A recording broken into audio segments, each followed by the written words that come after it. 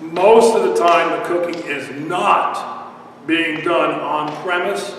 The food is usually brought in and portioned out and then taken to, Aunt Millie or whoever it's going to.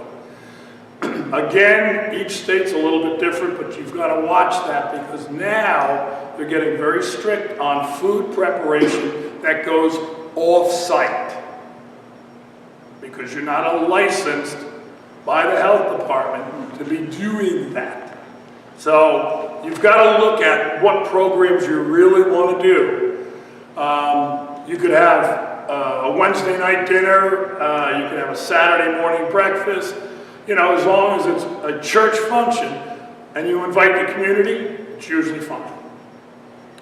Yes. But you're saying, but for instance, for like a breakfast or spaghetti or pancakes, in a warming catering type kitchen, we could still cook those simple things in there? Oh yeah. Okay. Would that tacking under that, would that involve, we currently have like a small griddle space back there. Is that something that could be incorporated, or if you have a fryer, a griddle, then you need a hood. And that's what you've got currently right now is a fire suppression hood. Mm-hmm. And if that one can't be moved, because it's an L shape, and I don't know if your new kitchen's going to be an L shape, hopefully not. I mean, as you're saying, to keep that, you could always cook back there and move it around if you had to. Sure. So the bottom line is what we have is kind of what we would have in a new kitchen, but just upgraded technology.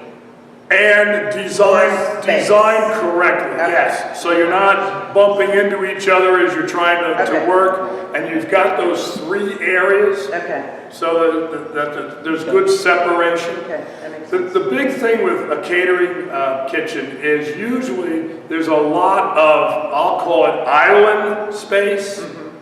And usually within that island, there'll be sinks and water from at least 2 of the 4 sides.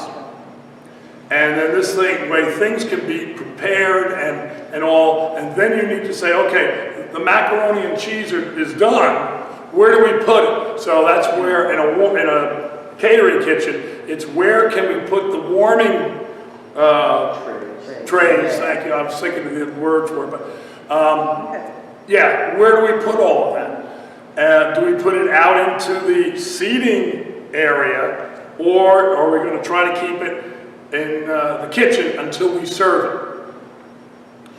And again, kitchen equipment has come a long way.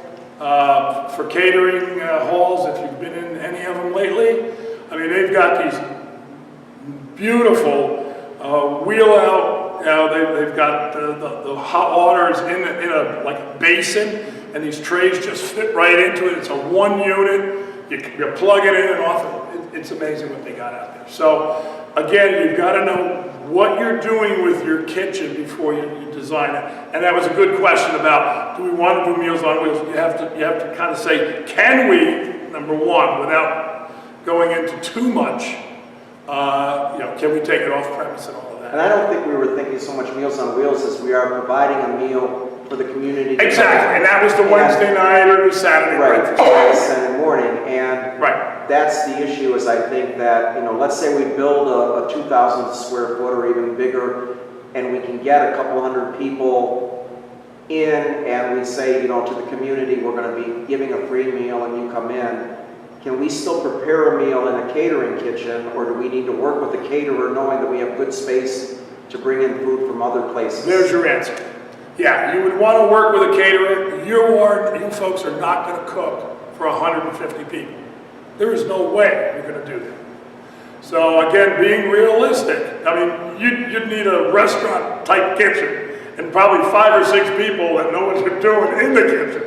So yes, you would say let's do something with a catering company, and that's going to be when you get to the building team. Remember, I mentioned the process was planning, visioning, and a building team, then a building finance group.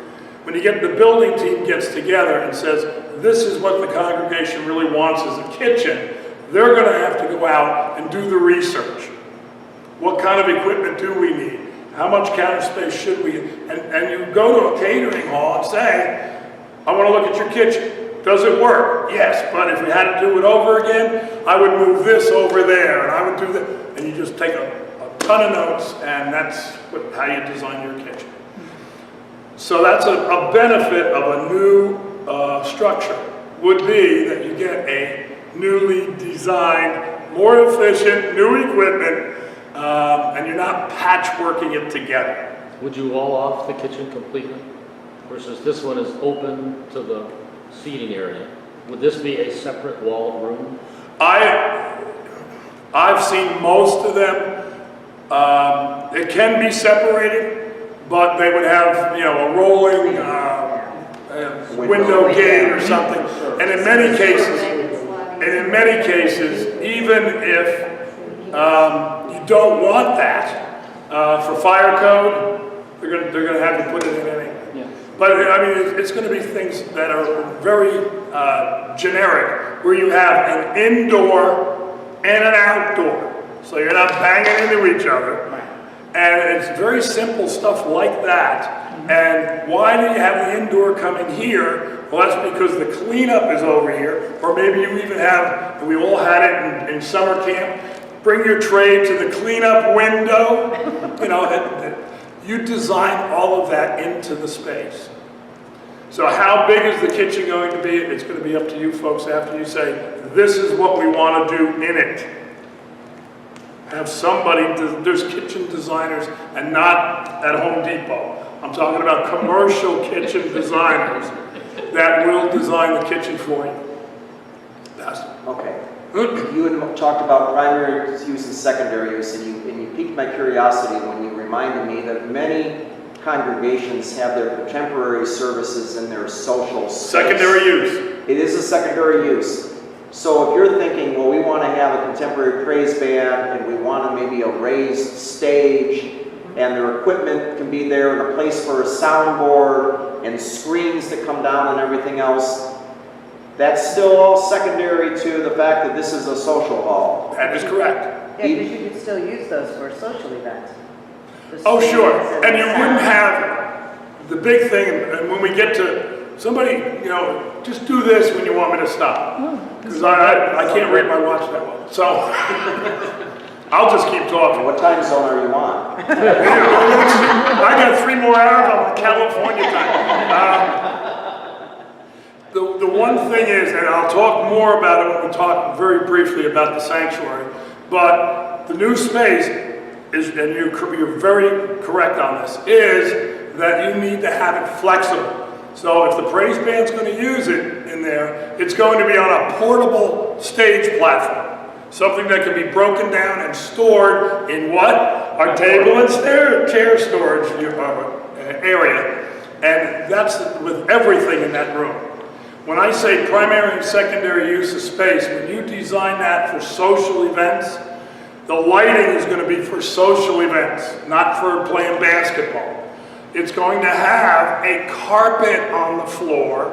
They make restaurant-grade carpet, very easily cleaned up, because you want to make sure the acoustics are toned down. You might want to go with something more of a vaulted ceiling, unless you tell me, oh, but we want to make 3 classrooms in the back of the space. Vaulted ceiling's not going to work. It's going to cost you a fortune to put movable walls up that high. So you've got to really think this out. How are we going to use that space? I know you have Boy Scouts here. If the Boy Scouts are going to use that room versus that room, you've got to say, what do they need? Secondary use. Their own closet, not our closet. And are they going to be bouncing balls off the wall? You got to know what's going on. You know, they could be building campfires in a new building. Who knows? So, all of that, who's going to use that space? And that's something that this planning group needs to really say, let's really think this out. And who would move from the smaller space to the larger space because they need more space? Maybe the yoga group or something, I don't know. But somebody that would move over to larger space, great. Make sure you talk to them about, do we need extra storage for them?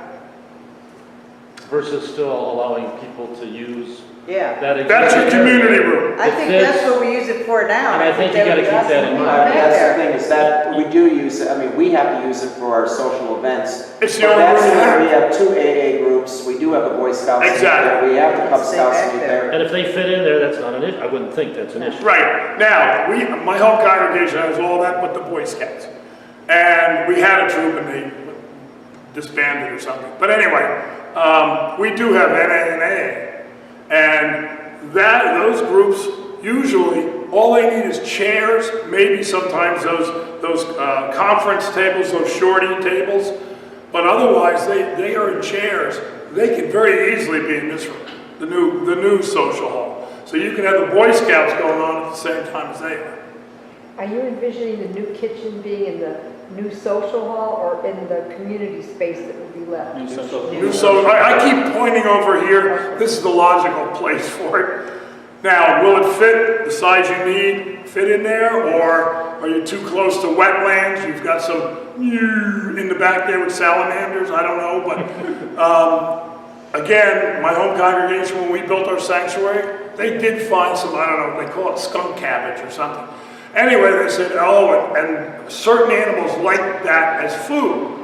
So they said, you can't build within 150 feet of the green space, of the wetlands.